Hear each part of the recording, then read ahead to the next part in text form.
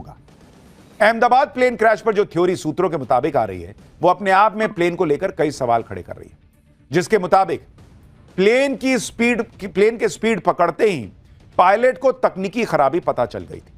Plane take off के लिए जरूरी हाई स्पीड पर तो था और पायलट के लिए इमरजेंसी ब्रेक लगाना संभव नहीं था। टेक ऑफ नहीं करते तो प्लेन रनवे को ओवरशूट कर जाता, क्योंकि भाई जब उन्होंने चेक किया होगा कि भाई अब सब ठीक है, चलो अब ब्रेक हटाते हैं, प्लेन उड़ेगा, अब प्लेन गति पकड़ लिया। अब उनको लास्ट मिनट पर अगर पता भी चला होगा कि कुछ इंजन में गड़बड़ी आ रही है तो रोकेंगे कहां, एकदम धड़धड़ाता निकल जाता प्लेन, तो उन्होंने टेक ऑफ तो कर लिया, नहीं तो प्लेन जो है वो रनवे शूट कर जाता। ऐसा होने पर भी हादसा होना तय था। अब क्या इससे बचने के लिए पायलट ने टेक ऑफ कर लिया था? टेक ऑफ के बाद इमरजेंसी लैंडिंग की प्लानिंग रही होगी, लेकिन उससे ही पहले प्लेन क्रैश हो गया और पायलट की लास्ट कॉल के आधार पर भी जांच हो रही है। एटीसी को कैप्टन सुमित सबरवाल का जो लास्ट मैसेज था वो ये था कि no thrust, losing power, unable to lift. बहुत ध्यान से इस लास्ट मैसेज को सुनिए। नो थ्रस्ट यानी जो शक्ति चाहिए प्लेन को और ऊपर ले जाने के लिए वो थ्रस्ट नहीं मिल रहा है। जैसे आप बाइक चलाते हैं, एक्सीलरेटर देते हैं ना बॉस, तभी बाइक भागती है ना। गाड़ी में एक्सीलरेटर दबाते हैं ना पैर से, वो कह रहा है कि हम दे रहे हैं, पावर नहीं मिल रहा है।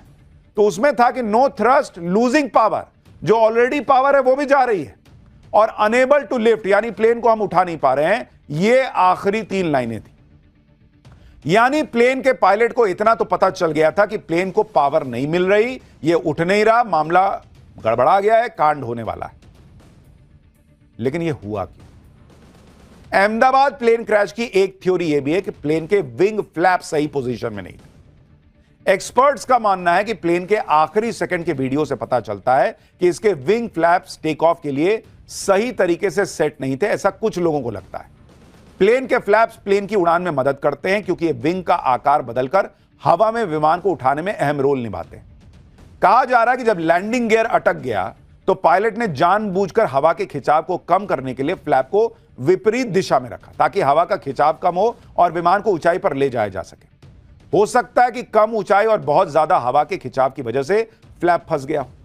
यह भी हो सकता है कि मल्टीपल सिस्टम फेलियर की वजह से विंग फ्लैप ने काम करना बंद कर दिया हो सकता है कि कॉकपिट से मिलने वाले कमांड पर फ्लैप रिस्पॉन्ड ही ना कर पा रहा हो, जिससे विमान को लिफ्ट नहीं मिली और वो क्रैश कर गया। लेकिन कुछ लोग यह भी कह रहे हैं कि भाई चक्का अंदर नहीं गया था, लैंडिंग गियर जिसको कहते हैं, चक्का अंदर नहीं गया। देखिए कई बार चक्का अंदर जाने के लिए भी समय लेता है प्लेन। अभी तो उड़ा ही था, 60 ही सेकंड हुआ था।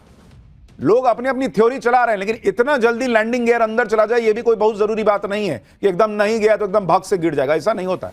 कई बार बहुत ऊपर जाके लैंडिंग गियर अंदर जाता है।